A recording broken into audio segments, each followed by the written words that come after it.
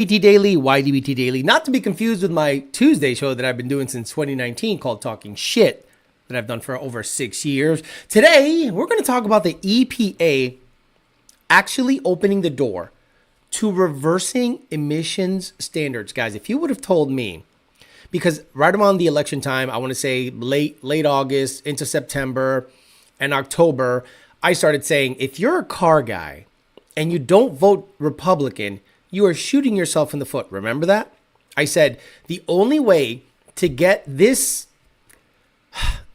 industry back on track, because SEMA ain't shit, PRI ain't shit. The only way to get it back on track is to get Papi Trump back in there.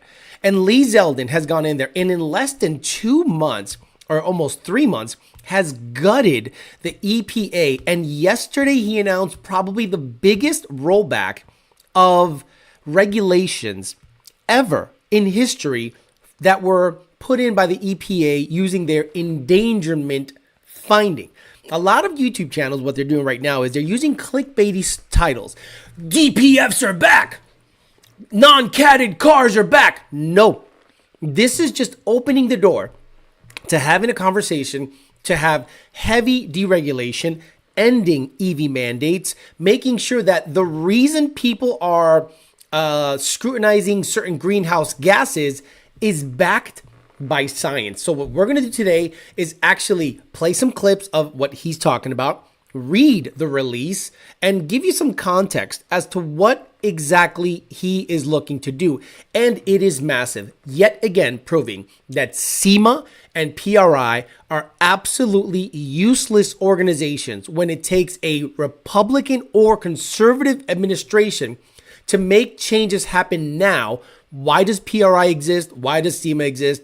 I have no clue. We'll talk about Lund Racing qualifying #1 in streetcar class at Texas 2K. Second run-in on Motec software. The car is shifting. The car is launching. The car is revving. It's still using stock Predator coils. It is on full 100% M1 with Motec software. And the thing ran a 6.8 at 210 with only 44 pounds of boost, which for that motor ain't shit. We have seen 50 to 52 pounds of boost in before, but we didn't have fueling control because we had batch fire via the AMS. Now we have dual injector per cylinder, true M1, tons of fuel. It's going to be a good time. We'll talk about that. And we'll also talk about the 1320 situation. They have still not even done anything to remove that. So I am going to go ahead and release the hounds and again, I'm not saying y'all should cyberbully or anything, but they should definitely be, let's say, pressured to change the name, because I'm going to prove today that I've had this show called Talking Shit, specifically those words, for over 5 years. And I'll show you why I changed the last 2 letters specifically in the ad revenue area, just so you know why I did that. We'll talk about that and many more things, but not before Mr. Bill O'Reilly tells us to do it live. We'll do it live. Okay. We'll do it live. Fuck it. Do it live. I'll write it and we'll do it live. Fucking thing sucks. It does suck. What does not suck? And guys, please listen to me. This is not just a sponsor. This is advice. If you're going to buy a cold air intake, there is only one brand I fuck with, and it is Pmas. Nick James, Pmas, the best cold air intakes on the planet. You got an 11 to 14 TVS car, 11 to 14 NA car, 11 to 23 anything. They got you covered with their intakes. Pmas, Nick James, Pmas. DNAPformance, DNAPformance.com. You're going to get your Pmas intakes there. You're going to get your injectors, fuel systems, fuel pumps, wheels, tires, anything you can think of you want to buy that's brand new. DNAPformance, you want to go, tell them you're an Amory member. They're going to hook you up with a little bit of a discount, maybe free shipping, and an Amory cup. If you spend $1,000, Parts Farm used crank a pallet, pull-outs, drivetrain components, shifters, panels, hard to find parts, center console for S197, Boss seats, you name it. They get some really good parts. They just got a GT500 in that's looking pretty cherry to build a race car out of. Parts Farm, partsfarm.com. 2Auto Solution, Rami Zenon, 2Auto Solution. He's helping out the guys at the Dominican Republic. He's running his shop Dolo. Has about 15 cars he has to work on. I don't know how he does it, but he's doing well, and I'm glad that it is the only late model shop in Puerto Rico. that matters. And Bellac Industries, if you're going to get a set of wheels to let the ops and the cops know that you sell drugs, there's only one wheel of choice for drug dealers alike, and that is Bellac Industries. We'll say hi to the people here, and then we'll get after it, but not before. Oh, you're going to love this, guys. richprince.com/YDBT. Oh, yeah, they did. Oh, yes, they did. We have 1320 Didios already up on the site. We have F1320 shirts in blue, black, and white. We have 1320 Didios in blue, black, and white. So get your orders in. Wear this shirt at the next event so that they know that they are being looked at. These are the same people that put little dicks in guys' cars. Imagine you're just racing and they decide to shove a little tiny dick in your car because they think it's hilarious. They like to make sure everyone gets highlighted when they fail. There was a car that went into the sand trap at Texas 2K. Immediate thumbnail. Profiting off of people's misfortune. F1320 and 1320 Didio shirts. We also got Emery hats. We got YDBT hats. We got Dolo hats. We got Section 8 shirts. We got Hush Money shirts. We got Emery, YDBT, and Dolo red, white, green, and black shirts.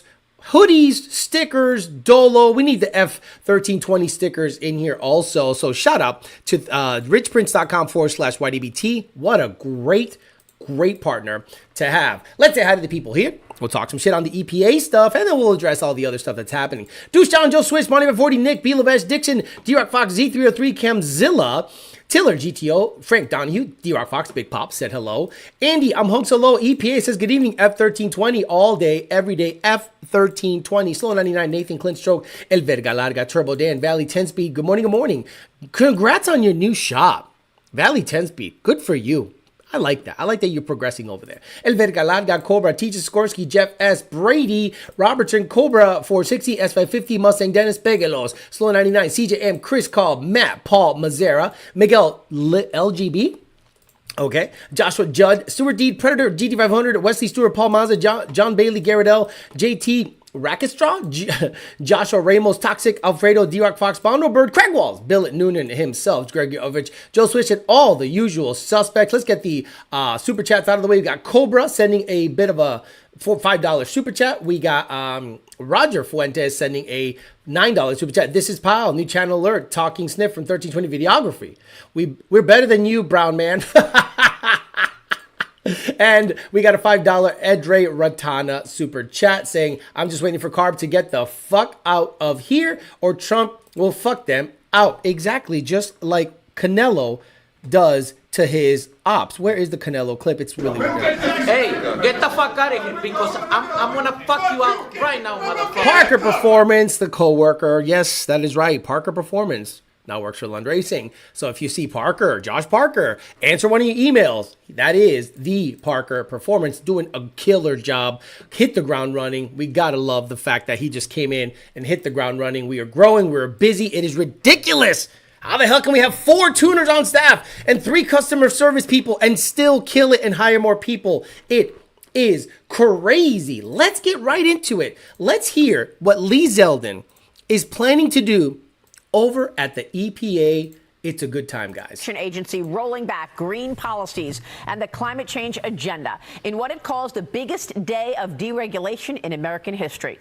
31 actions on the docket, including rolling back electric vehicle mandates, reversing air quality standards to support manufacturing and small business, reducing regulations on power plants and the oil and gas industry, among others. Lee Zeldin, the EPA administrator, writing the Wall Street Journal op-ed called EPA Ends the Green New Scam. Zeldin writes this: we are driving a dagger through the heart of climate change religion and ushering in America's golden age. These actions will roll back trillions of dollars in regulatory costs and hidden taxes. Joining me now, the man himself, EPA Administrator Lee Zeldin. Lee, great to have you. Thank you so much for being here. Tell us more about this and the impact.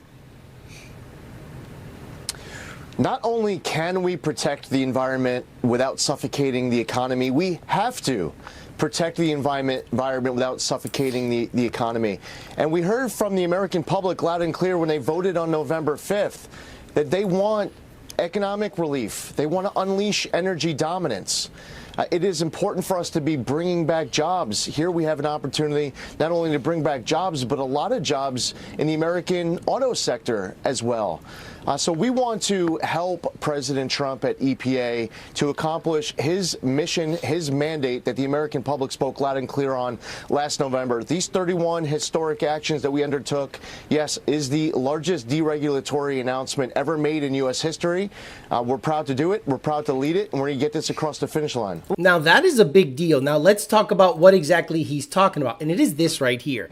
Now, the endangerment finding, I didn't know the very intricacies of this endangerment finding. I didn't really understand it. But guys, please bear with me. I'm going to read it, and I'm going to read it in its entirety. So hopefully you understand why I say that voting in a Republican or conservative president is way more effective than giving a dime to SEMA or PRI. They are not here to represent you. You understand? They're just here to take your money. I'm sorry. They are just useless. They should have fought harder. And all we did was just voted in Papi Trump, and he put in the right people, and everything went a lot more smoothly and quicker. He literally said rolling back EV mandates. Crazy. So the endangerment finding, I'm going to read it. I'm going to do my best to interpret it, because what's happening now is a lot of YouTubers are clickbaiting you into DPF deletes are legal now. No, they're not. Cat deletes are legal now. No, they're not. Let's read. Today, the U.S. Environmental Protection Agency Administrator Lee Zeldin announced the agency will reconsider the 2009 endangerment finding. Through this reconsideration, the EPA will give the public a chance to weigh in on the science, law, and policy choices at issue in finding. EPA cannot prejudge the outcome of this reconsideration. Again, this is a reconsideration, not a let's just DPF delete all the diesel trucks. What is the endangerment finding, and why does it matter? In 2009, the endangerment finding was the first step in the Obama-Biden administration and later the Biden-Harris administration overreaching climate agenda. That agenda has imposed trillions of dollars of cost on Americans. For a generation, defenders of this agenda have avoided the scrutiny of how it all began. That evasion ends today. The history. In 2007, the Supreme Court in Massachusetts, another reason I left that motherfucking state, versus the EPA, ruled that the George Bush-era EPA erred in 2003 and it denied a petition to regulate greenhouse gas emissions from new motor vehicles that the petitioners argued were causing climate change. Massachusetts held that the Clean Air Act general act-wide definition of air pollutant was broad enough to include carbon dioxide. Massachusetts explicitly did not hold that the EPA was required to regulate these emissions from these sources. Additional context. When the court sent the matter back to the EPA, the agency proceeded in an unorthodox manner, slicing and dicing the language in the statute. It made an endangerment finding totally separate from any actual rulemaking setting standard for the emissions from cars.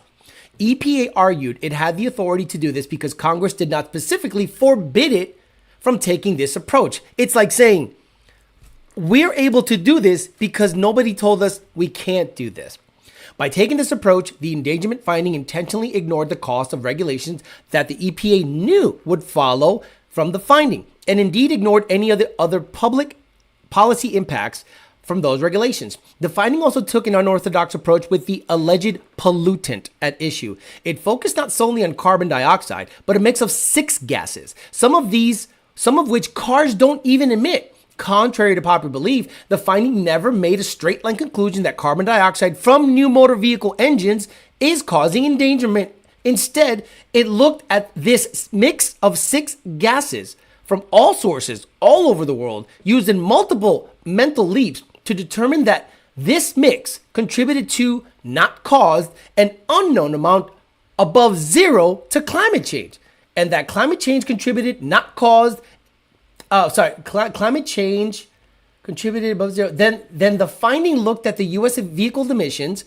The only thing in this section of the Clean Air Act actually authorizes the EPA to regulate, and said that they were such a big enough piece of the pie to be causing or contributing to the mix of 6 gases, not the endangerment itself. The bottom line, the EPA does not prejudge the outcome of this reconsideration, but These and other legal issues require fresh scrutiny, particularly in the light of the multiple major Supreme Court cases issued since the finding came out, including Loper, Bright, West Virginia, UARG, and Michigan. Additionally, the finding acknowledges multiple areas of serious uncertainty and does not take into account subsequent major developments, innovative technologies, science, economics, mitigation. With this reconsideration, the EPA will ensure that the endangerment finding complies with the law based on sound science, and it must do with its actions. All they're doing is saying, we're going to actually need some science behind this enforcement of vehicle emissions. So, what happened around that time? Displacement on demand. It's auto start stop. DPF deletes. Because they made the case that the regulation should be done to the automotive industry. They said the automotive industry is the one that's the biggest polluter, but they didn't say how much it contributed, what gases contributed. They just said, we think that the automotive industry should be responsible to mitigate greenhouse gases, but never made a direct correlation between which greenhouse gas, which vehicle, what percentage it goes up in, and how much it requires to mitigate, and what that mitigation would see in terms of reversing any kind of polluting. Okay, so what Lee Zeldin is doing is this. Let's take a look at the actual science.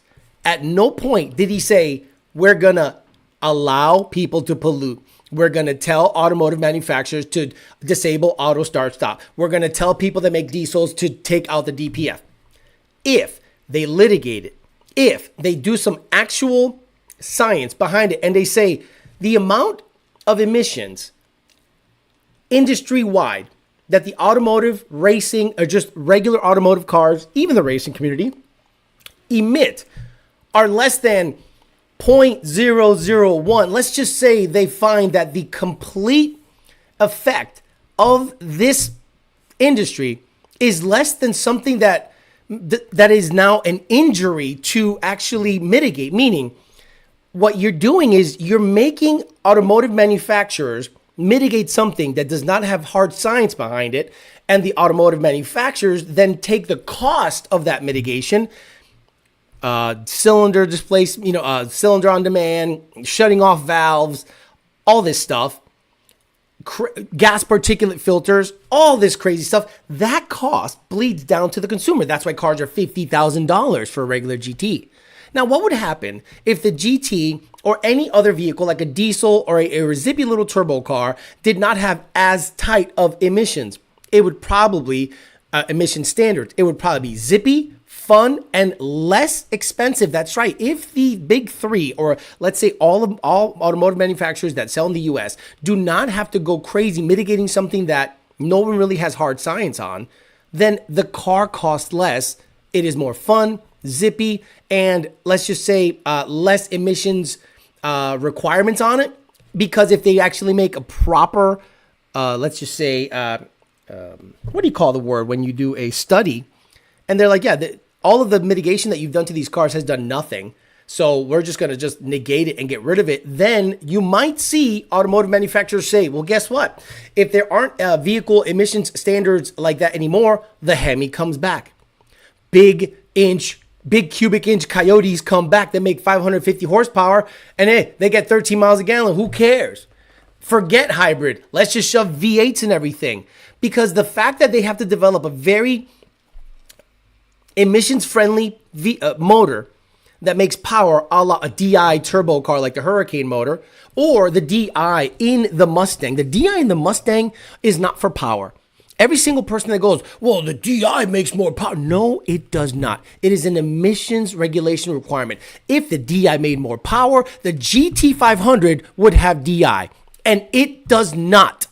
Again, if it was a power thing, the GT500 would have had DI, and it does not. And there's a reason it does not, because it doesn't make a fuck all worth of horsepower. DI is an emissions and efficiency thing, not a power thing as configured by Ford. So that's what the reality is. It is a reconsideration. It is not a complete refutal of emissions. It does not mean you can just solve all your cats and your DPF and have a good life and blow smoke in a cop's face. It is a reconsideration. And as far as I know, it is still the law of the land. So shut the fuck up. And until you hear some actual literature telling you what to do, don't clickbait people and telling them that DPFs are back. Because if that's the case, all the people that got hit up by DPF delete stuff, and if those findings are found to be illegal, anyone that got arrested, ticketed for a non-scientific modification that they said was hurting the atmosphere opens the government for tons of litigation. If you were a tuner, specifically a diesel tuner, that got jailed, fined, or told that you were doing emissions defeat devices, hell, Engage could probably make a comeback. Hey, Slagle, look into it, because if you were hit up and this little device, who is still the king today, to this day, this is the best fucking device that has ever come out for Mustangs. Period. End of sentence. SD card. No bullshit. SD card in, SD card out. Done. No software. No bullshit. If Slagle can make the case that he was illegally, interrogated and told to shut down, you might be that's what it'll do. The deregulation, the softening of regulation might allow people to make a bit of a comeback. The performance and racing industry has a bit of a shot in the arm. SEMA and PRI will take credit like they did something, and it'll be the biggest joke on the planet. Let's watch John Sr. with Motec run a 6-second pass. Now, the reason this is a big deal is because the amount of work that went into making this car Motec equipped was massive. You don't understand, guys. The wiring, the pinning, making harnesses, converting everything over. It's still a 6R80. It's still a Circle D4M converter. It's still an FFRE motor. It still has Predator coils. It still has drive-by-wire. Understand? So a lot of stuff had to happen for this to come to fruition. And on their first pass, they just blew the tires off. And on the second pass, in the heat of the day, they softened the ramp, gave it about 44 PSI, and let it eat a little bit going down the track at 120-degree track temperature. The starting line, so see if they back the right amount of power out of it to try to get that 6-second potential Mustang down the racetrack.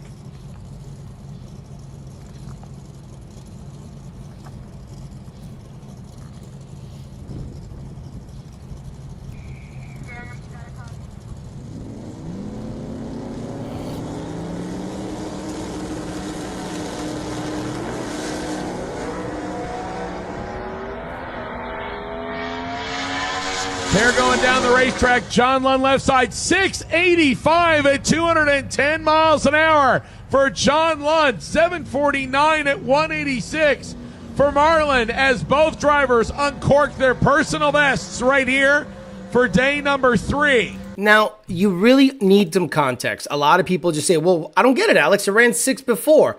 This is completely new software, complete new operating system, a complete unknown. The highest horsepower behind a 6R80 ever. Not only is it a 6R80, it is a 2-speed 6R80, launching in second, making a shift at 9,000 RPMs with a Circle D4M converter. That is a massive deal. And the fact that it went down the track, made the shift, cut a high 1-1, low 1-2, still went into the 6s with what they deem to be semi-soft stuff is amazing, because I know the amount of work, time, effort, just gut-wrenching amount of work that went into making that simple pass right there. So it was nice to see get that, weight off their shoulder, because when you're a tuner and you invest in your platform, it's a stepping stone to another platform. Money Pit became Black Bean, became Gray Goose, becomes Blue Goose. And this is all a stepping stone to the ultimate is the Blue Goose. The Blue Goose is going to be fucking nasty. It's not going to be 3-link. This is a 3-link car. The Gray Goose is 3,200 pounds, 3-link car. Okay, it has one upper control arm. Okay, it's not anything super fancy. It has that wishbone shit, but I'm telling you, it is not long arm 4-link. It is a 3-link S197 style suspension, and the fact that it's still getting after it, when all that data gets disseminated, downloaded, and put into a 2,600 pound car with a turbo 400, good shit's gonna happen. All right, guys, we'll talk about whatever you want to talk about. We're still going, giving 1320 till the end of the show. And then I'm not gonna say get after it. I'm just gonna say I can't stop you guys from doing nothing. But I highly urge you guys to buy the shirts, wear them at the events, highlight the fact that in every single video that they have biggest views on, someone is crashing or almost dying. That's how they make their bread and butter. Finally, let me get one thing off my chest. Again, people say that your show is called something else. I'm going to show you what it's been called for years. Right here, Talking Shit Livestream 5/28/2019. 6 years ago. 5/28/2019.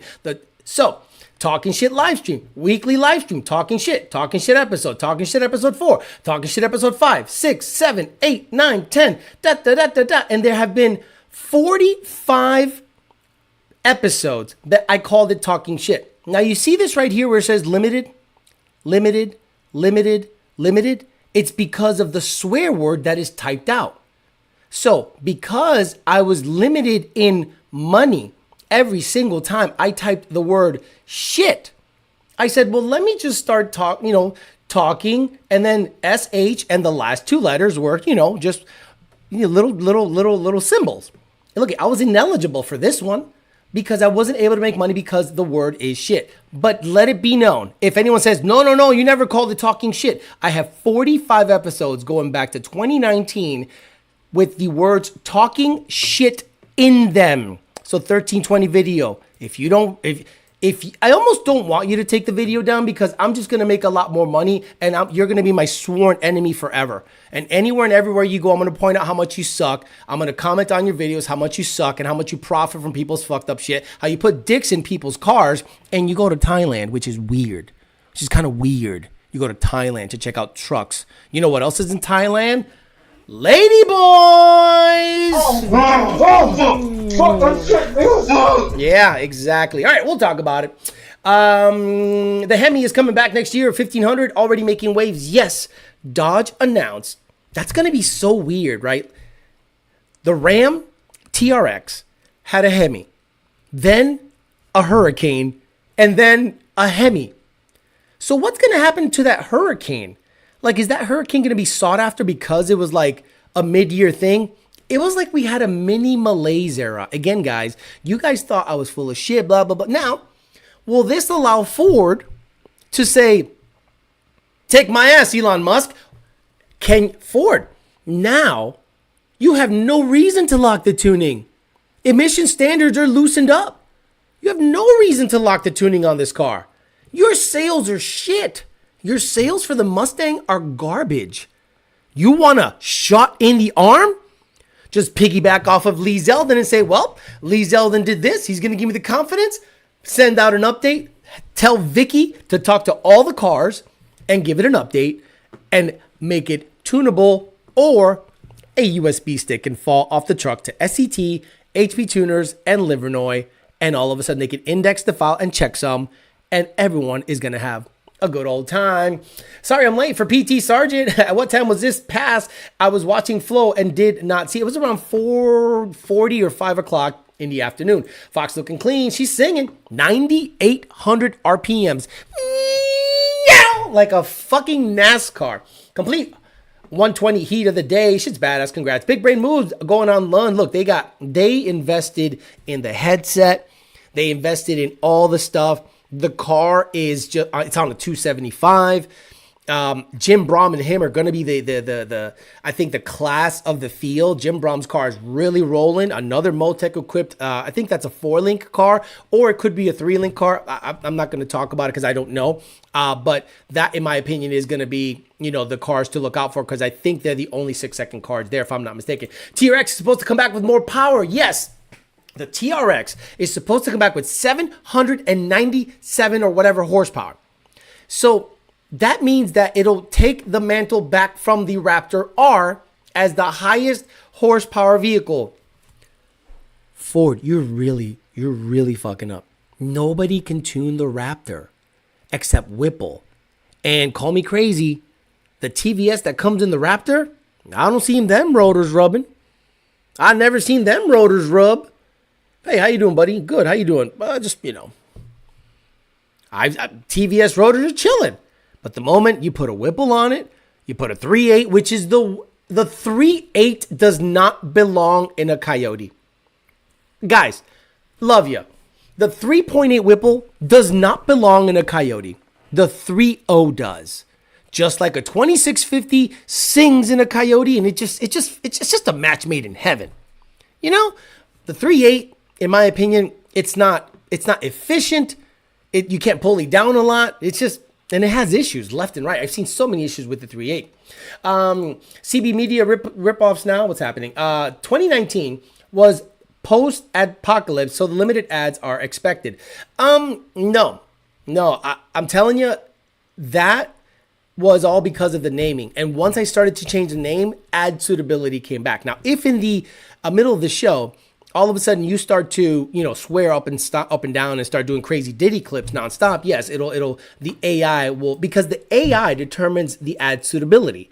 If I hit request review, a human will review it, probably at 3 times the speed. Notice that I didn't do anything crazy, and they turn on the monetization back. But the problem is, you've missed your chance. If you're live and immediately they put on that flag of ad suitability issues, then it just throttles it way the hell down.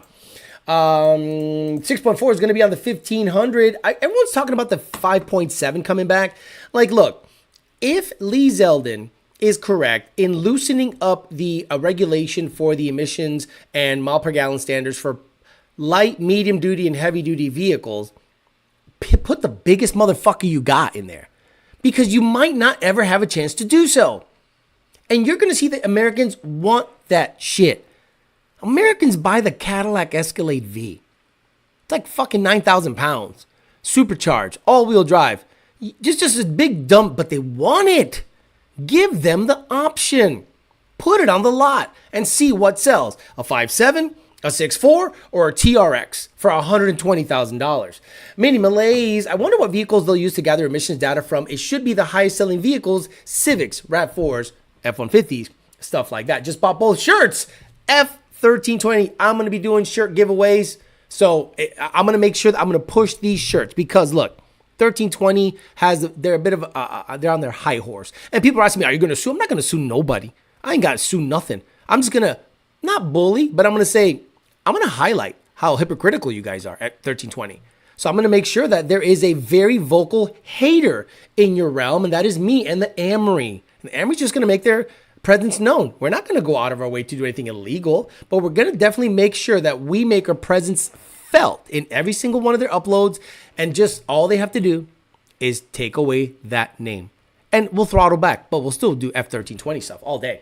1320, just to change it to talking shaft, the more taking shaft. How you guys doing? Taking shaft, episode 2. That would make sense. TRX 597 horsepower versus V8 2026. The Hurricane might get detuned and become the base motor. What's up, ladies and gents? Says, who the freaking hell? Dead Cell. Hello from Hancock, Maryland, Alex. I commented on their video. Look, so this is the problem with someone like me. The moment I start looking into your company, we start finding out stuff and we go down the rabbit hole. Like PPP loans. Do we really want to start talking PPP loans? Because I guarantee there's people that got PPP loans and could totally afford to pay their employees. Look, I looked into it. And again, the Amory, the tentacles of the Amory extend so far that you have no idea. I get addresses. It's like, it would be a shame to know that the owner of 1320 Video has $1 million house and took out a PPP loan or two to pay his employees, to pay for rent, to pay for clothing. When in those years, record numbers of sales were being done. Everybody was street racing. Everybody was tuning their car. The Lunds made the most money during COVID. Why? Everybody's home working on their cars. Sold the most tuning devices, the most tunes, the most amount of money we made was during COVID. The racing industry made the most money ever during COVID. So you're telling me that you took out PPP loans when you have $1 million house somewhere? Why didn't you take out a second mortgage on the house and pay your employees that way? It was a little weird to see that stuff come through because all I have to do is do a little bit of a research and there is the rabbit hole. The rabbit hole shows up and you're like, oh, these motherfuckers are doing weird shit. Then you see who else took PPP loans and you're like, that's affiliated. That's right, the affiliates, the people that have to do with that channel that also took out PPP loans. Unbelievable. You have no idea how many ICE engineers Ford laid off over the past few years. The bench is not nearly as deep as it used to be to develop new exciting product. See, your name, SVT Performance, reminds you of the best years of Ford. The best years of Ford is when a team of SVT engineers were there. They were doing the Contour SVT, the Focus SVT, the Lightning, the Cobra, the Super Stallion, the Boss 429. They were doing dumb shit in the 90s, late 90s. And then the roster got thin, regulations got tight, emission standards went up, and now there was no market to have engineers that want to hot rod shit. Because look, you need to have a massive budget to back, no different than the government, right? Space travel would not be possible without government funding. The United States government funds space travel. The United States government, aka taxpayers, were funding people for PPP loans for shirts and rent. When you have $1 million house that you could just take a second mortgage on and borrow $60,000 if that's what you needed. But no, money was being sent out and you had your hand out. You could really judge somebody based on what they do when they take advantage of a certain situation. Because is it right to do or not? Taking shaft. Did you confirm who gave out your phone number? No, but I suspect it's the only one in that camp that has my number is Cletus. That's the only one that has my number. And if he gave it to Kyle, only for Kyle to tell me, yeah, no, I'm not changing the name. Your name is different than mine, even though I just proved that I've had 40 plus episodes and I only changed the name so I can get paid. I'm going to have a bit of a conversation with Clee. Like, don't be giving out my number to some fucking punk that puts dicks in cars and makes money off people's misfortunes. Fuck that. Go in front of the recording. Go in front, then recording with the Sherp. Do you think the S650 twin turbo kits will access tuning anytime soon? Look, the tuning on S650 is not going to be optimized until you can put a bigger injector. You saw the other day's Evolution Performance posted that they went 860s. You and I both know that thing has an aftermarket fuel system and fuel pressure is at 75 PSI.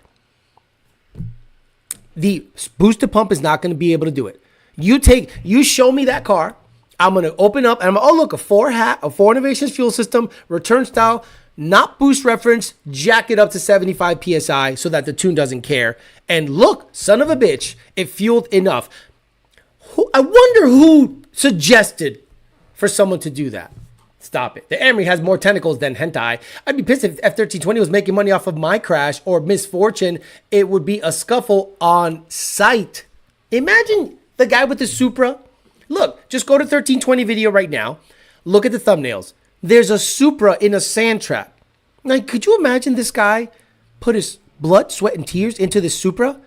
And your misfortune is the thumbnail so that people can go there and look at what happened? What, dude, I'd be I'm like, bro, don't be doing that. Oh, well, you signed this disclaimer in Texas 2K. We're the official. Okay, well, that's my car and I paid for a private event. That conversation needs to be had. Because if I almost die about the last thing I want, imagine I had a wife, right? Wife and kids. And I fucking flip and almost die. And the kids are traumatized by it. Oh my God, dad almost died. Holy shit. And then 1320 video makes a thumbnail with like a very bad situation, reminding the kids, oh my God, look at that. And the video goes viral. There's clips everywhere. They're on Facebook, they're on Instagram, they're on TikTok, they're on X. I would think someone would have to have a conversation about posting someone's misfortune to make money off of it. It is weird, and I think it should stop. Tell us how you want Alex's attention without wanting Alex's attention. Oh shit, Loftus has a Hellcat LLC. Ah, nice. Bring COVID back. Alex, when we see the Corvette Coyote swap blow the Mustangs off in the weeds, I don't know. Look, I'm going to be honest with you guys. I have no support. I have no support. I'm not saying it in a way that I'm mad at people, because when I say that, people go, Alex, why are you talking shit? I literally have zero support on that front. I have to make everything happen myself. People help, but once every 3 weeks, I'll do it by myself. So I literally have to learn how to do shit, buy the equipment, do it, and then it's ridiculous. Like the oil pan situation got fixed. Like the guy that did the modifying on the oil pan pickup did a great job. My problem was the gasket. I tried to trim the gasket around the new pickup point and it just wasn't happening. So I had to buy another gasket that did not have a windage tray on it. That fixed the issue. But I didn't know that until I had to go into the matrix and figure out what's happening, what's hitting, so then so I need a new oil pan gasket. That took days to figure out by myself because I have a job, a life, and video stuff. So anytime you guys ask about what's next for this car, I don't know when I get to it. And the only time I can work on these cars is Saturday and Sunday, my days off. When you were fishing, when you were at the beach, when you were with your boys, I have to go to work on the channel because that's the only time I have free. The Amory is the cartel. That's nice. 1320 made their money selling Advocare shit. The SVT Focus slap. Hello. Work until I drop and I'll catch a replay after work. Alex, why would a streaming company need a PPV loan? They don't produce anything and his boyfriend lives with him. Apparel. So imagine you are a video company and you sell shirts and you find out that the government is giving away money. Your house is worth $1 million and you get a PPP loan for $45,000 and you claim rent and payroll. Bro, your house is worth $1 million. Take out a loan against it. Do the right thing. Don't have me flip the bill for your fucking rent using the taxpayer. Oh, trust me, you go down that rabbit hole and start seeing who else? Stop. Taxpayers are paying for bullshit. People taking advantage of the system. Oh, bro, this industry is crooked as shit. The F hashtags keep on increasing. FLKA, FWR, FBR, FKR, F1320. And the only people that click it because they think it's Cletus' Supra. I remember Brian at MRL was pissed about people doing that with accidents. I gotta find that. Can anybody find that video and send me a link on Facebook or Instagram where Brian Luna had an accident last year at Texas 2K, and these guys capitalized on it. And then Brian Luna was like, what the fuck? Like, I got a wife and kids. Like, he's a great example. He has a great life, right? Great business, super hot, got new teeth on him. He's looking good. I totally smashed. Anyway, so he has a wife and kids, beautiful wife, beautiful kids.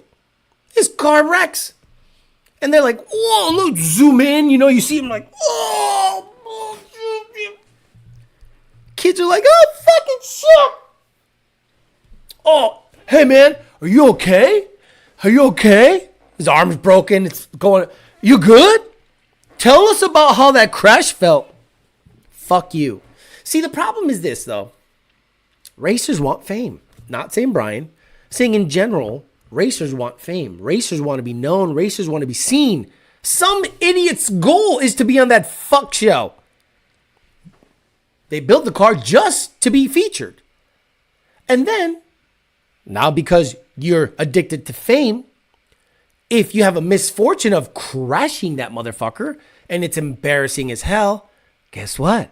That same fame you looked for, now it's coming for you when you're fucked up and dangling and your foot's head dangling by a little chunk of cartilage. Hey, man, that looks pretty fucked up. You mind if you, oh, man, look at the car. Look at the car. Look at the car. Hate that shit. My death on IG Reels, exactly. Garrett Leach says 1320 on normal run. Oh, cool, that was fast. 1320 on a crash. Oh my God, how did that happen, man? The dude was crawling out of his red car with shit in his pants. Damn, Garrett. I like it. The term SVT has a presence that Ford Performance doesn't have. Ford Performance sounds too common and generic. Meanwhile, SVT sounds badass. Checking in, says Jack Kennedy. Oh, back and to the left. Time to go to Scorched Earth. Didn't that happen to a guy in a GTR half-mile event? Dude got his dome ripped off when he wrecked. Luckily, there were no cameras for that. But yeah, actually, we knew the guy. He was actually a good dude. Free-spirited fella, great guy, but he left us too early. That thing ain't going to smash itself. No days off. Hey, Alex, I gotta go Cocoa Beach, man. That's a nice place. Currently living in the Woodlands, Texas. Alex, I gotta go to Cocoa Beach, man. That's a nice place. Currently living in the Woodlands, Texas. Thinking about moving down your way by the way. Fuck 1320. Scatter 1320 into the wind. Follow the money. Oh, guys, you really want to look at who does what on those shits? Sheesh, go ahead and look up who took PPP loans out when during that era, this industry was doing its best. 1320 didn't even say anything about TJ Bailey. What? 1320 video did not make a compilation video of TJ Bailey? I barely knew the fella, and I mentioned him in the beginning of the show. Rest in peace, TJ. I'm not going to make it about, that, but bro, classless. 1320, you are classless, bro.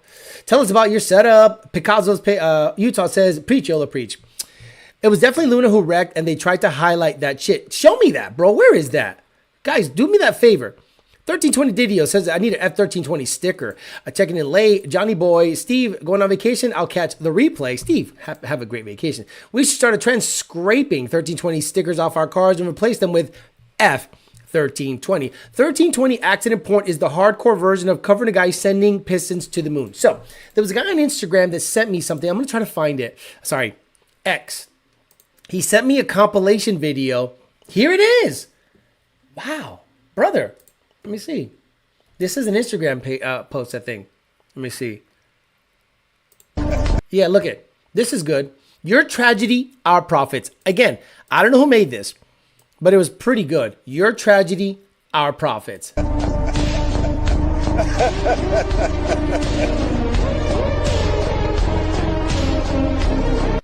Yeah, look it. Look it. I'm going to pause one by one. He's lucky to have survived.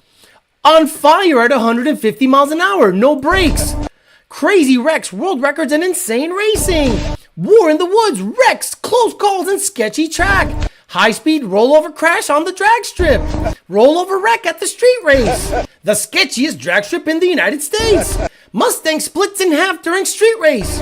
125 mile an hour rollover. Massive wreck, airborne Volvo crashes. We went to the sketchiest track in the U.S. Huge wrecks in fire. Terrible wreck. 200,000 GTO explodes. Fuck you. 1320 video. Shame. Have you no shame? Have you no fucking shame? People almost dying. Life-altering events. Trauma. And you profit off of it. Disgusting. And you sit around thinking you're good old boys, bringing the events to the people. Nah. I secretly think you want to see some bullshit happen. I guarantee people are like, man, let's get this. Why do you set yourself up high on some of these events? Huh? Is it because you want to see the complete devastation of someone rolling over at 200 miles an hour and zoom in and get the best vantage point? You fucking weirdo. Don't talk to me about, Alex, I would never go out of my way and profit off of someone's misfortune. Profit. Unbelievable. But I can't share it because it's not shareable. It's weird. Ed Sound X is the guy's page. So look, Ed Sound X. He made it 6 hours ago. No comments yet. So Ed Sound X, I embed about this account. Yeah, I can't even share it. You know what I mean? So There's nothing I could do. So yeah, it's pretty wild that, he put a great example. I'm going to watch it again. It's so good.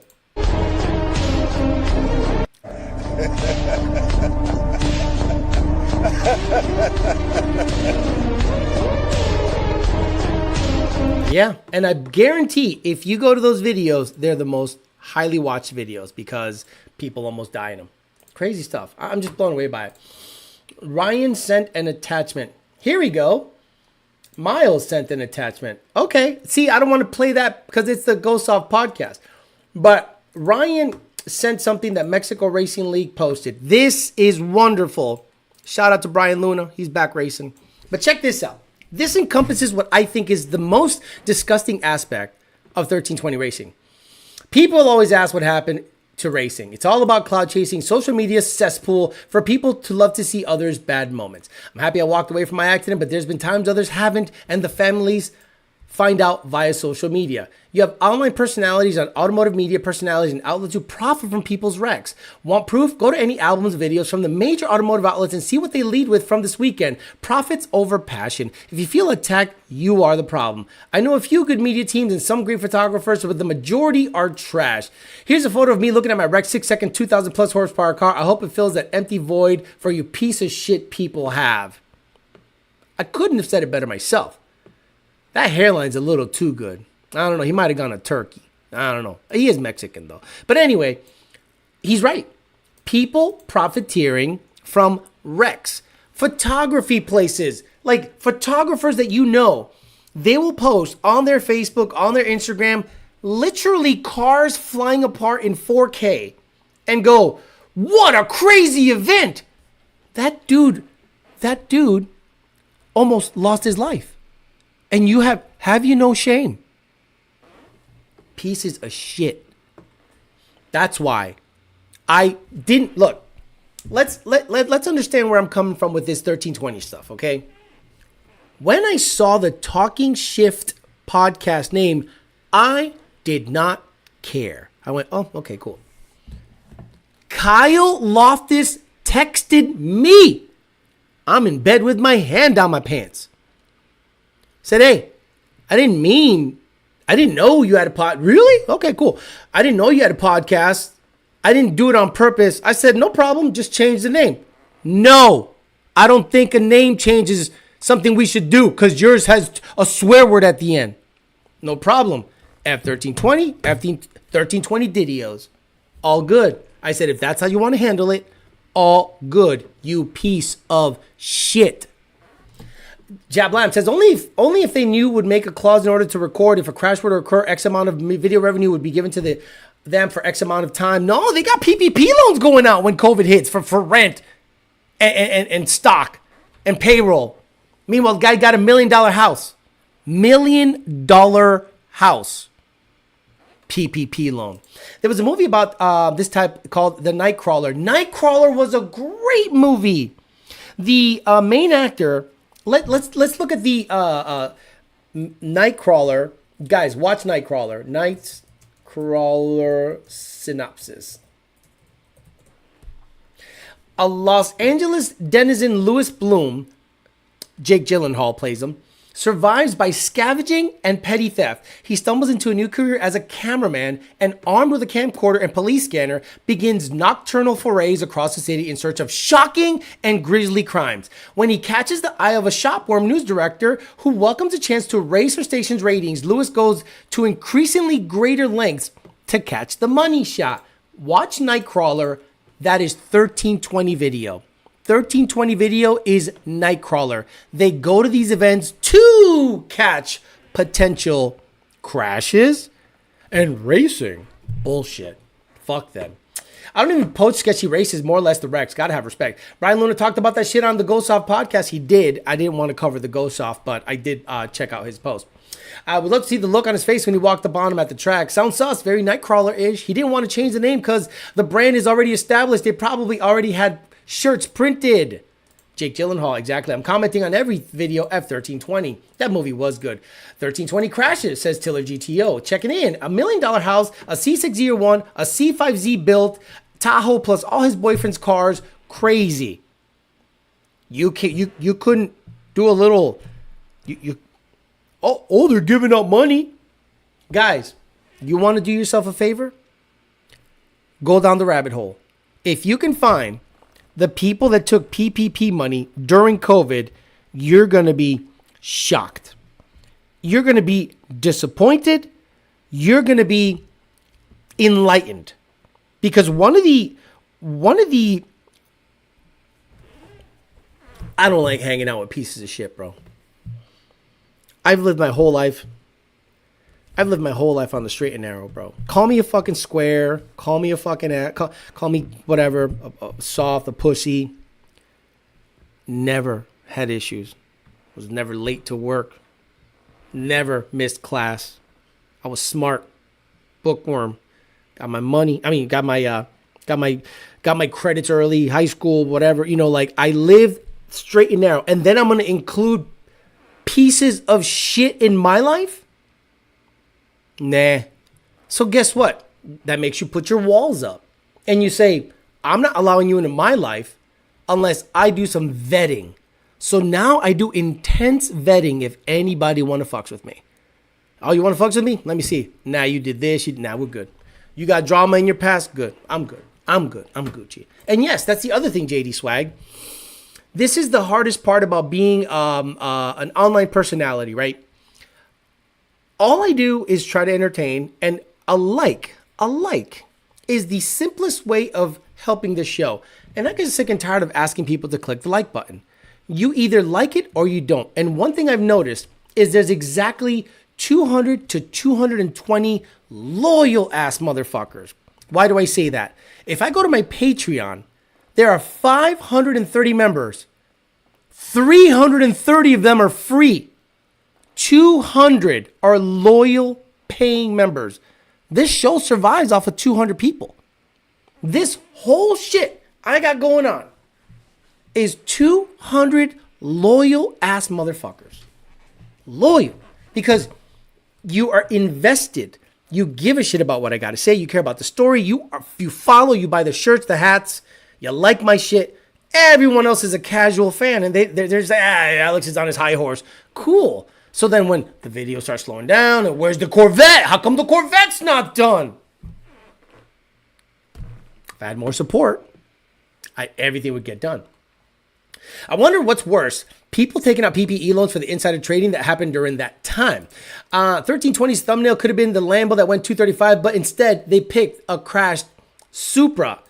Kyle kind of looks like he plays for the other team, if you know what I mean. Oh, come on, stop it. That's old news. My old employer took $4 million. We didn't slow down not one day. You are responsible, have a conscience. Look, I'm not trying to say that I'm better than you, but I'm better than most. The people that run this game here in the automotive and performance and racing industry, very few of them are straight and narrow. Go look at the tuners, the shops. They all have a checkered past. You know what I mean? People that are in this industry specifically are pieces of shit from the get. So if you work in this industry, I'm going to say, okay, you're a piece of shit until you prove to me that you're not. As opposed to being an eternal optimist and giving everyone, a bit of wiggle room, but not anymore. Not 2025 Alex doesn't fuck with anybody. Totally dolo. I was told by a 2K racer that 1320 dude plays for the other team. I was with Brian Luna at the crash of the World Cup 2023 you're looking for. Yes, Begelos. I want to see if it's on 1320. And if it's on 1320, I want to see if they covered it in a weird way. And look at that. People, someone became a Patreon member. Thank you so much. Thanks for the reminder. JD Swag is the like. Find the videos of when Kyle loses his hat, when he panics, gets his hat back as bald ass head. Hey, what's wrong with bald ass head? We are the Amory 250 strong. Holly Haram in the house says, drop it in so I can like the live. Troops are ready to go. Your bidding master, catch the replay later. So you can't have conspiracy. But what I'm going to say is this. I will not stop anything you guys want to do because, again, you can't lead the charge, but you don't have to stop what people want to do. And again, it's Thursday. They still haven't taken it down. I'll post a little meme like the Arnold Schwarzenegger. Remember when Arnold Schwarzenegger and Predator was going to have the final fight with the Predator? He puts all these trees in a strategic place and he sharpens a bunch of branches and he covers it with leaves. And when he remembered that the Predator could not see him because of the mud, because the Predator would see only a heat-seeking signature, he ended up putting a bunch of mud on him, and then he took a branch, and then he put it up in the air, and he went, ah! I love it. Well, I gotta find that. I gotta find it without getting it copyrighted. Let me see. Predator, Arnold scream. Yeah, it's so good. When he just like was full of mud, he's like, let's fucking fight right here. Let me get way forward so I don't get copyrighted. Here we go. Here we go. This is the meme I'll put up.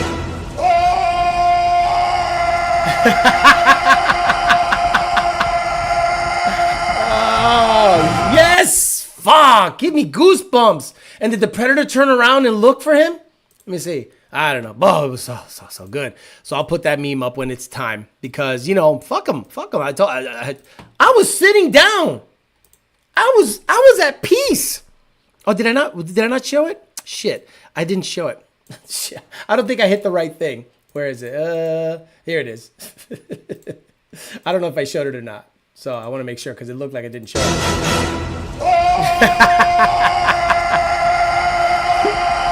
Yeah, so I was just chilling. I was at peace. I wasn't bothering nobody. Trouble came to my door. I simply answered it. All I did was say, hello. I didn't look through the peephole and be like, who did? I'm like, what? Oh, fuck me. Oh, fuck me. Oh, okay. Say less. Did they not realize we did Torque Storm? We did the Torque Storm website. Could you imagine? Like, do we want to do a stress test on the Torque Storm website anymore?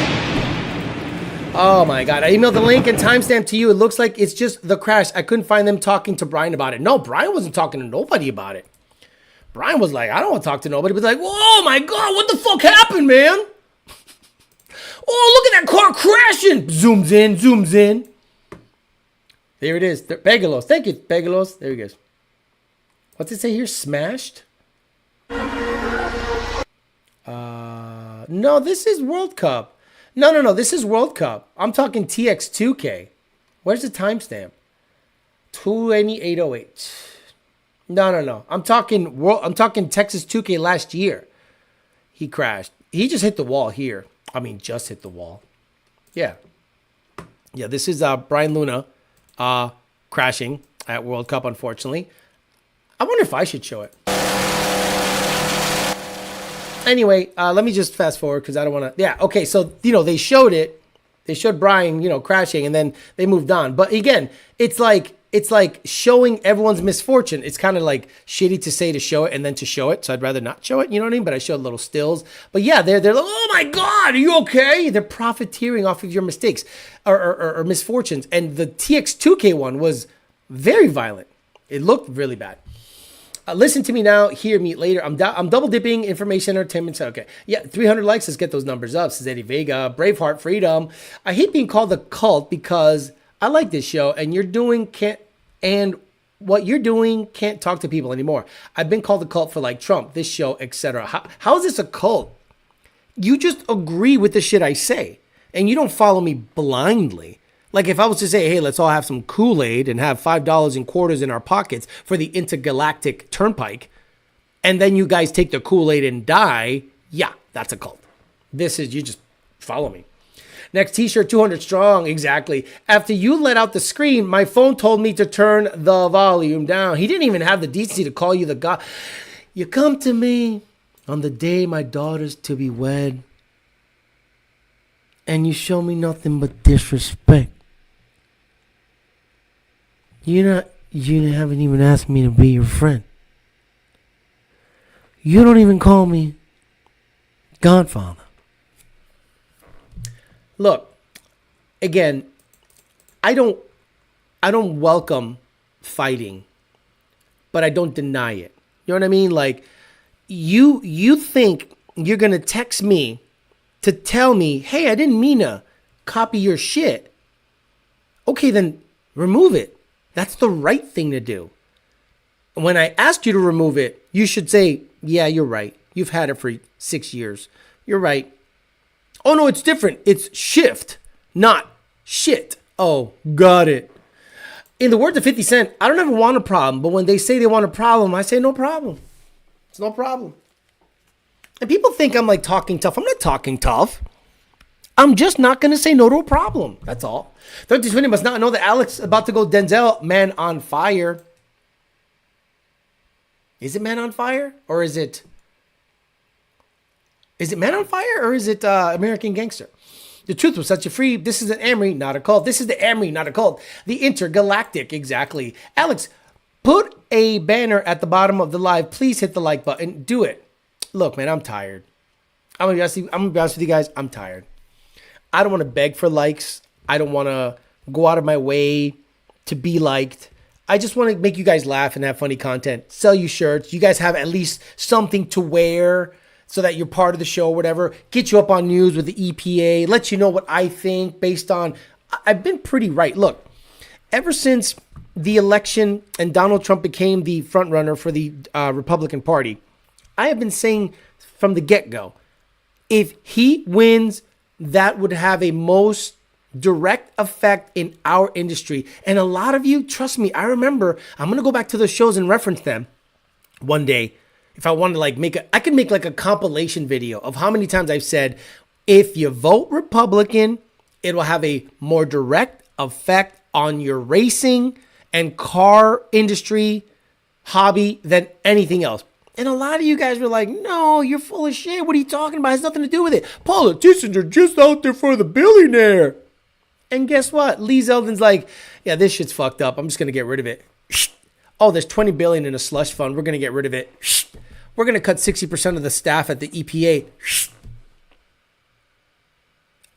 No Democrat, none would ever do that. If it's up to me, no Democrat would ever be in power. It would be either some kind of independent, libertarian type, but those are goofy weirdos too, or a hardcore conservative. Alex, who is the London equivalent tuner for the 4.6 valve 97 Cobra? Nobody. You're asking someone who is the Cobra equivalent to Lund? Is there even any tuning equivalent to anything? Like, Lund is so unique in its own thing that it's hard to say, well, this guy is the Lund of that. Because what other industry gets you tuned in an hour, revisions in 40 minutes, 2,000 horsepower tunes on a stock computer, a guy that has a decent personality, kind of like relaying the information to the layman? Like, none. 97 Cobra, you said. I don't know, Brent Speed? I don't know. Fuck, like, it's like nobody. And the people that you thought were good suck. That's right. The people that you thought were good suck. I'm not saying that because I'm better. No, please don't get that twisted. One of the first things I learned really quickly about tuning is that everyone is full of shit. Most Coyote tuners are full of shit. I started theorizing one time with someone. They looked at me like I was psychotic. They're like, why would you do that modification? And I'm like, because that's what happens in this field. And they're like, well, that doesn't make any sense. And I'm like, wait, do you tune? Or do you just like adjust numbers and guess half the time? I'll be honest with you guys. One of the funniest things I ever saw was someone that I thought was a legit tuner that held classes. This person charged you so that he could teach you how to tune. And then caught him red-handed sucking off a file while I worked for VMP because the file the file was not locked at that time at VMP. So he drew it with HP tuners, and then that person came back to us and said, hey, I went and got tuned somewhere else and the car is not making that much more power. And we're like, why'd you get tuned somewhere else? Well, you know, I thought he promised me I could make more power. So put on the dyno and made like 1 more horsepower. And then he just sent me on his way. And we're like, is the tune currently in your car right now? They're like, yeah. All right, bring it by. Brought it by. We drew the tune because it was open. And guess what? It was our tune, the VMP tune. And at the top right corner of the combustion limit table, which is the cap for timing, spark advance on Coyotes, It had one more degree. When we made a differential report, that was the difference. So we asked the customer, how much did you pay for this tune? It was $500. So this person paid $500 for a tuner to draw the VMP tune and add 1 degree to the top right. That's why we think the drawing method is sus as fuck. How come I can't draw the tune? Start from scratch then. I thought you were a tuner. Put your own tune in it. Yeah, but I need to know that. You need to know what? Just throw your tune in it. Stop it. Just because, 5 Stallion, I appreciate that when you give me money just because it helps the channel immensely. Again, when we talk about support, and again, I'm not begging for money. What I'm saying is this. If I have the funds, I can ship cars out and get them work done. That's what I mean by support. When I don't have support, I have to just wait till I can do it, until I can afford to do it. And that's why the cars take long to build. I love it when you talk politics, you're spot on.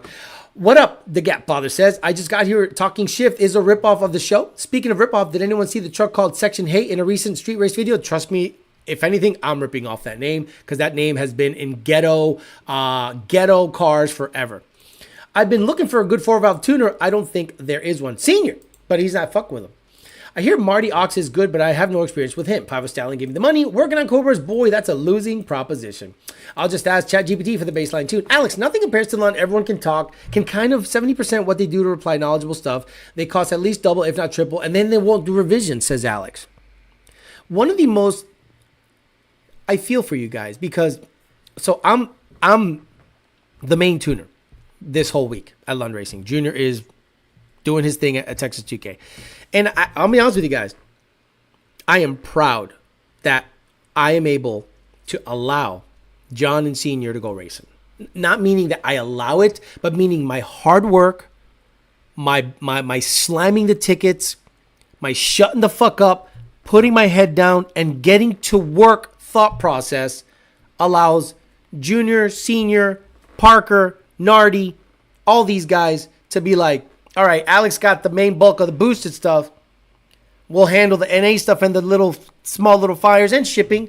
And again, it's no small task. They do a very, very important job. But Junior is the backbone. Junior literally, does the bulk of the GT500 stuff and the big power stuff that, requires custom configurations. But the fact that Parker, Nardi, Devin, and soon Corey, once we smash away at this stuff, and John could be like, things are good. Look at the list, it's low. Look at that, the money's good. Orders went out. And Cheryl, who's again the pillar of the business. I see them racing and I go, look, we're facilitating that. And it makes you happy. It makes you feel like you're part of the team. It's good shit. Why is it putting out hearts? I have no idea. I don't see what you see. Coyote Tuner. What a legit Coyote Tuner uses drop-down boxes. Didn't DM you a video, a Patreon topic related. Pretty funny. Okay. Patreon it is. See? Patreon if you want to get a hold of it. And again, I talk to a lot of you guys on Patreon. And you guys come over from other tuners and you guys are like battered wives. Man, I can't believe I went to this tuner. What do you think about this? What do you think about that? And I'm like, what do you want to do? And then we talk. And look, I'm having 50 conversations at the same time on Patreon. And you know what? When a guy goes, you know what? I'm going to go to Lund based on your replies. I'm just like, bro, that's the best thing. That's the best thing you could think of. That's the best reply you can get. When someone says, you paid attention to me. You answered all my questions.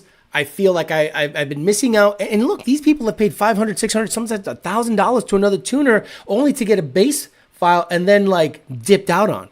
And I'm like, bro, I'm so sorry. I feel for them. And when they come over to Lund Racing and have a good experience, it makes you feel good.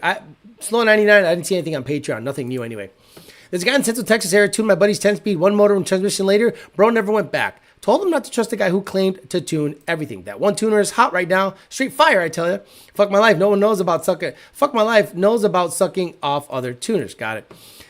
Boy, there's a lot of businesses where we are familiar with who got some pretty large PPP loans. Do some research. It's public knowledge. Do some research as to who got PPP loans. Le Mans, which is Mr. I forget his name, but it's Mr. Parts Farm. Thank you so much for getting in here, brother. Hey, Alex, you familiar with strange 10-way adjustable shocks? My shocks just gave out, so looking around for shocks, just wanted to be pointed in the right direction. 10-way adjustable? Are you road racing or drag racing? Gonzo.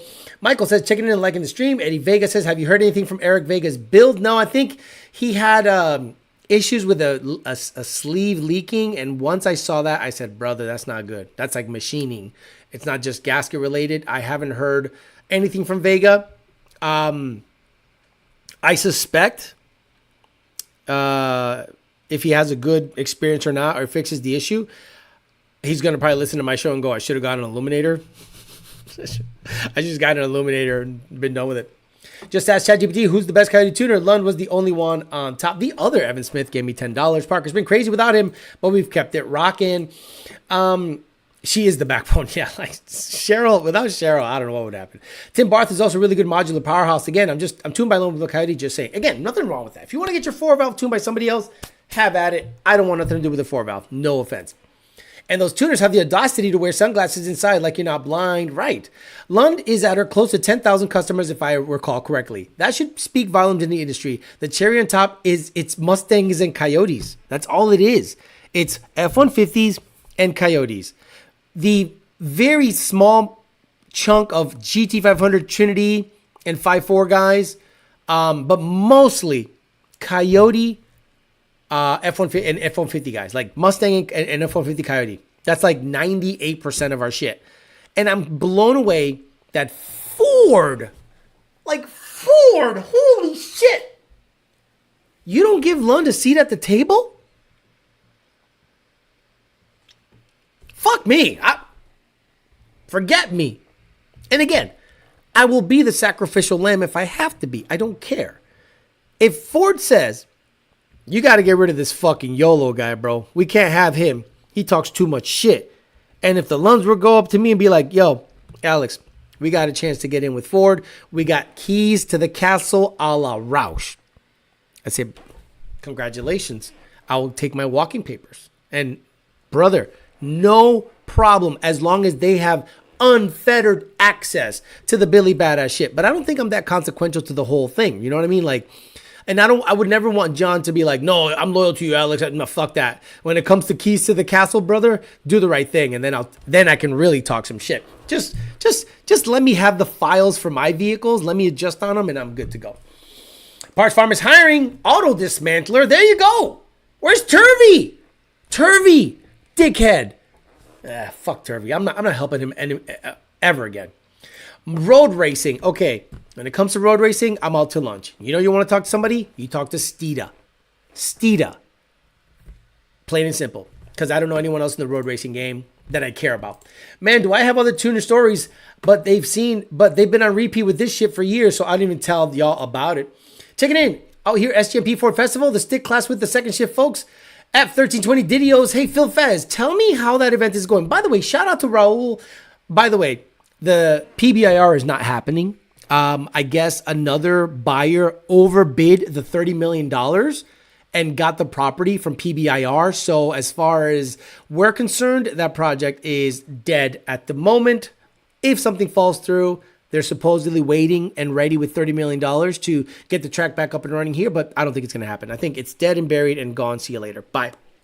But SGMP is holding a fun Ford event, basically. A Ford-specific event this weekend. And they have supposedly sold 350 tickets. That's a lot of cars. I can't wait for Second Shift Racing, Phil Fez, and all these guys. Take a bunch of pictures. Tell me what classes. Send me a tech card or whatever. What classes or what? Is it Pro 5.0? Is it modular stuff? Is there stick shift elite? I know there's a lot of, what do you call it? A bracket racing bullshit, but I want to know what kind of classes Raul was able to come up with at his new event at SGMP. Alex, you familiar with Service Bulletin 2421 Ford released to address the 1080 issues? No, sir. I love when Alex gets in the flow and answers setup questions off the top of his head. Would you be able to do a vid explaining the anti-squat line for IRS cars and if it's different? So, anti-squat does not exist on IRS cars because anti-squat is like body lift, right? anti-squat is setting up your lower control arm and upper control arms in a way that when the rear end rotates, and it tends to rotate up, you then have separation happen at the rear end, right? So the rear end rotates back, wants to rotate back, and you set up your control arms in such a way that has anti-squat. And IRS does this. This is like I'm the 8.8. These are the control arms. So there is no anti-squat unless you have airbags, right? Joe Glockner won a certain event at World Cup with airbags in the back. So unless you have the airbags inflate while it launches, you really can't have an anti-squat effect.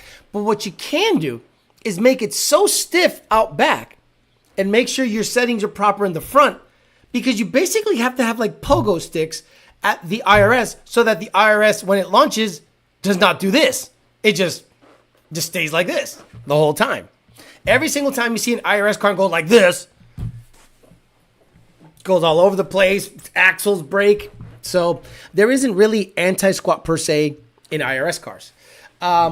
Taking it late, catch replay later. I don't know too much about auto cars, says Josh SVT. Just had a dumbass friend put Toyo proxies on some 17-inch welds. He put Toyo proxies on welds? There's only one tire you put on welds. That's an ET Street, a DOT Pro, or an R. You understand? You cheap son of a bitch.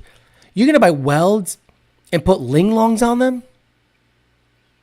Like, you're the guy that buys Venturas, the ugliest welds, and then put linglongs on them. What you put on welds, Bellacs, are either slicks or some kind of drag radial. SS's, R's, or Pros. Se acabó. Gonna performance tuning older cars? Actually, yes. If you want to get 4 valves and 3 valves tuned, Joe Goodenough is probably the guy. And again, he has like a non-compete with VMP, so he can't advertise. But I can. I don't give a fuck. I didn't sign nothing with anybody. I got out of that shit.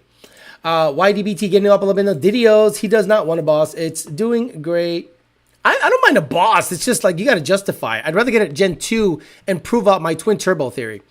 It's going great. Great event. I'm here too at SGMP. Says Car Guy Mike. Nice to hear. 350 tickets same week as Texas 2K.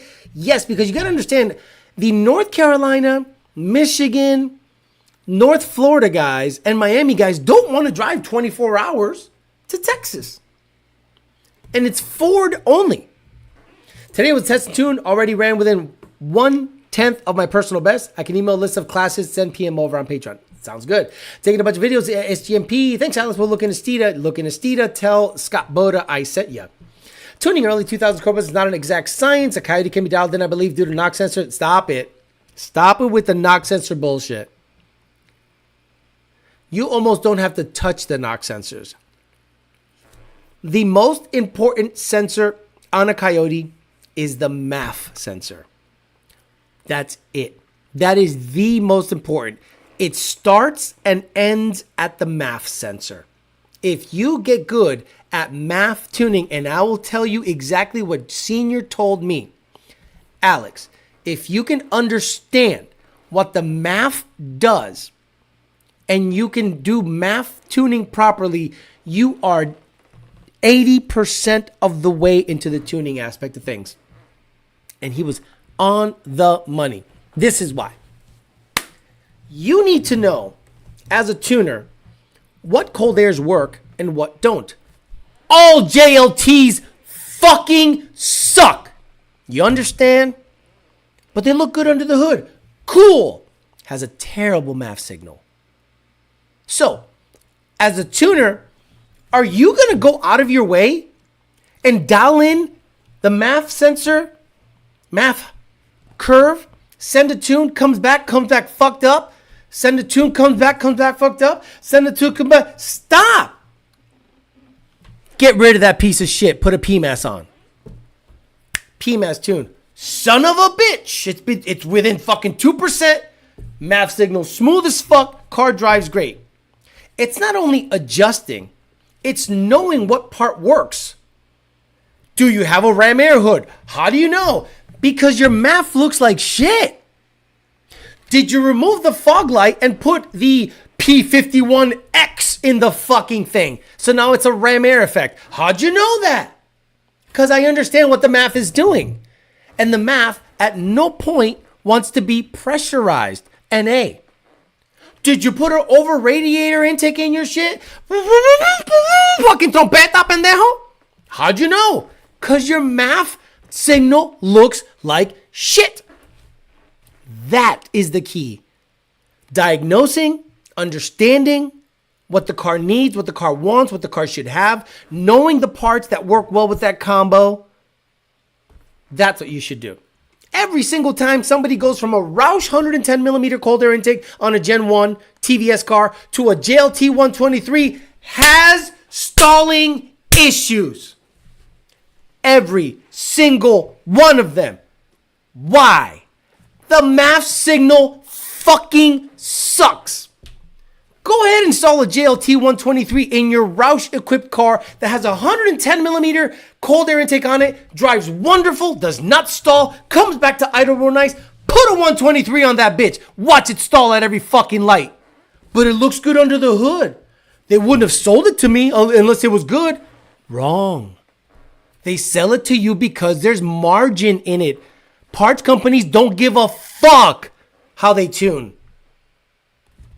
Steeda closed airbox. Terrible. I'll say it. So y'all don't fucking buy something that is going to be an issue. Steeda airbox. Terrible. Get it out of there. Afuera. Stop buying it. Hey, Lon, I'm sorry. Alex is right. We get stuck holding the bag. I don't know.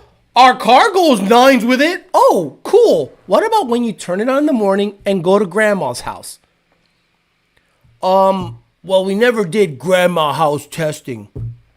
Oh, you never did grandma's house testing? The 99% case use for these fucking cars? Turn it on, put it in drive like a normal ass person. No, we put it on, went watt right away. Oh, fuck out of here. Took off my MAF harness extension and magically drove better. Hey, Alex, your recent video, you were talking about the wheels on the auto cars. If you don't have a tune, then what would happen? Okay. Gen 1 Mustangs are very sensitive to the revs per mile feature in the tune. For example, I know off the top of my fucking head, a 275 6015 DOT Pro is 720 revs per mile. So every mile, it turns 720 times. So if you have a shorter tire, you have more revs per mile because it's shorter. If you have a taller tire, you have less revs per mile. So the car needs to know how many revs per mile is the tire in the back. What is your gear ratio? And then you got to go into, I'm not going to name it because I'm not going to give tuners heads up. There's other features in the tune that the moment you input the revs per mile, another thing that I'm not going to tell you about, and the gear ratio, and then you go to the shift schedule section, it's all fucked up. So you got to go in the shift schedule section and adjust that. Because when you have a 255 5518 and then you shove on a 275 6015, it ain't gonna shift right on a Gen 1 auto Mustang. It has to be adjusted. You cannot just bolt on tires on the same tune on a Gen 1 Mustang. So when you get a tune from Lund Racing, get the tune with the tires you're gonna race on. Don't be like, oh, it's got 235 5018s right now. Okay, here you go. Tune finished. Cool. Then you go to the track. This thing ran like shit. It's only shifting at 6,300.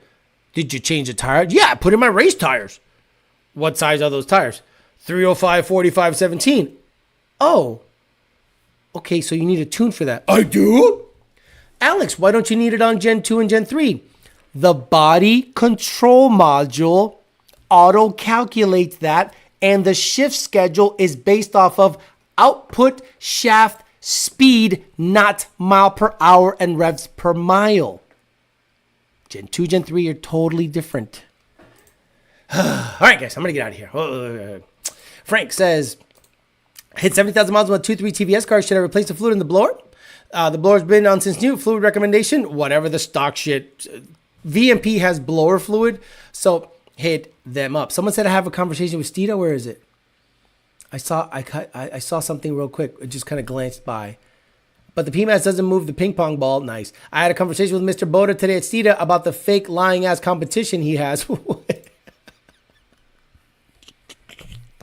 I'm not going to go in on that. All right, guys, I'm going to get out of here. Thank you very much for indulging me talking about the EPA, reading a big, long thing, talking about their loosening of the regulations, emission standards, EV mandates, afuera, gone. We're potentially seeing a 30 items being rolled back so that coal-fired power plants, specifically the automotive industry, farming, and a bunch of other dumb regulations are wiped off the face of the earth so that builders can build, the American economy can flourish, because this regulation, all it does is put a cap on everything. Then we talked about 1320 Didios. They have not taken down their stuff, so they have till tomorrow. And if tomorrow on my socials you see Arnold Schwarzenegger put up the thing, that means that, you know, you could do whatever. Again, I'm not gonna advocate for any bullying, but the 13 buy the shirts at 1320 Didios on richprince.com/YDBT. Maybe we'll have hats. We'll see how the sales go,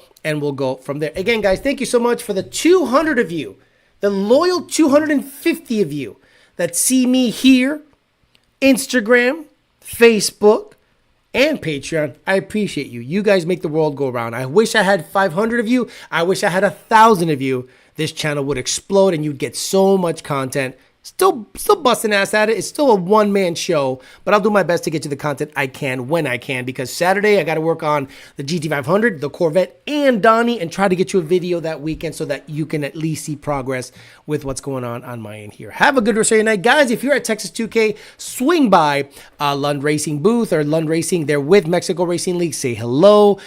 Good luck to them. Hopefully, tomorrow's roll racing. Saturday's more qualifying. I'm hoping that they get a 660 or 6.5. A 6.59 would be a new record for them. I think they've been 6.60 already, so a 6.59 would be amazing. I think they can go better. I think they can do 6.49. Junior, 55 pounds. Fuck it. Let's go. Senior wants it. Joe's there. Joe's going to give you the okay to blow it up. Who cares? Let's get after it, and we'll see if that Gray Goose can run a crazy number, because Blue Goose is knocking on the door. It's almost done, and it's going to be itching to go racing. Have a good rest of your night. I'll see you guys on Sunday morning for the Peasant Chat, and we'll talk then. See you guys later. Bye.